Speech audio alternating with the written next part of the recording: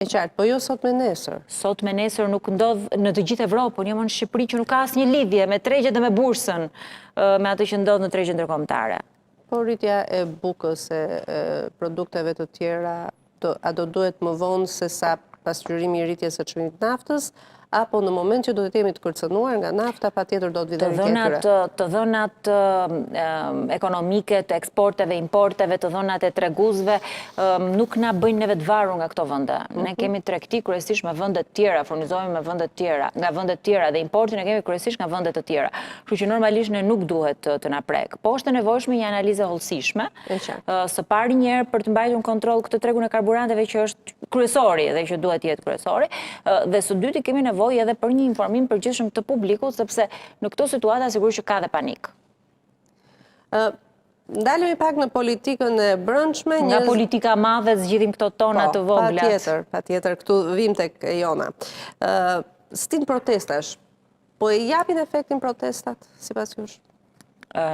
Shiko, Mirila, ne ndodhemi në një situatë ku opozita duhet përdori çdo hapësirë dhe çdo mënyrë të mundshme. Nuk është e thjesht në një opozitë të katërt, për herë të katërt, në një qeverisje për herë të katërt, në një mandat që përveç se abuziv nga organizimi i zgjedhjeve është edhe i korruptuar deri në gjenezë, në qelizë, që unë nuk kam parë, me kaq sa i njoh unë tranzicionin e Shqipërisë, nuk kam parë një situatë të tillë. Një situatë ku përveç se krimit organizuar, po dhe korrupsioni është në nivelet më të larta të qeverisjes.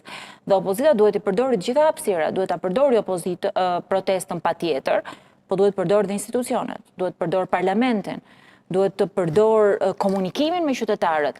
Ne kemi nevojë të rishpikim veten, ne kemi nevojë të ndryshojmë dhe ne kemi nevojë që t'i drejtohemi të gjithëve. Ja këtu të rishpikja e vetes, ditën e djeshme Rama tha në qershor do bëj një strukturë krejtësisht të re në bazë. Ju po ndjehet lëvizja kapilare për zgjedhjet lokale për shembull, si është sistemi në bazë, si është baza e PD-s? Partia Socialiste është një ushtri e cila është nga pikpamja e organizimit, është një ushtri e cila është me të punësuar në administratë dhe forcën e kanë këtë punësimin në administratë, po Partia Demokratike duhet ta anashkalojë këtë me frymën. Sigurisht me organizimin në bazë, po edhe me frymën që duhet krijojë, një frymë dhe një besim që duhet ta japim ne, ekipi, skuadra politike e partisë. Dhe kjo sigurisht që vjen me protestë. Dhe protesta tregojnë që opozita është atje në këmbë, për mua vjen edhe me qëndrueshmërinë, në kohë protesta, por më e rëndësishmja vjen me përballjen me ide, me argumenta, me përplasjen e mendimeve. Unë e di që shumë kolegë thonë çfarë mendimesh përplasësh në atë parlament, sepse shpesh herë të gjendesh edhe përpara absurdit. Ti bën një diskutim politik, bën një propozim, diskuton për një ligj dhe përballë ke një ekip që së pari nuk prodhon, po së dyti kanë edhe, ashtu si janë zgjedhur, kanë edhe një militantizëm që ti nuk e sheh as ke anëtarët e thjeshtë të partisë. Nuk është më ai debati parlamentar që bënim me Shkëlqim Canin e me kolegë tjerë të cilët në të mirë në të keq kishte një përballje idesh. Por ne duhet jemi në parlament për këto ide, sepse njerëzit për këto ide në funditës do na zgjedhin.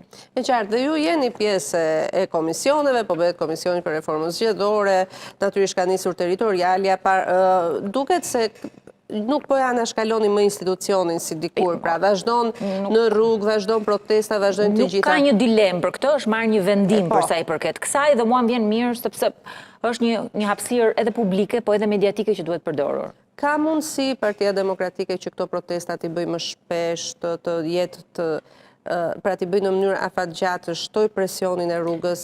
Ka fuqi më opozita apo ju po e maksimalizoni veten tuaj? Këto protesta tashmë po ndodhin një herë në javë. Protesta radhës do të jetë me datën 12 kur potencialisht diskutohet imuniteti i zëvendës kryeministres në parlament.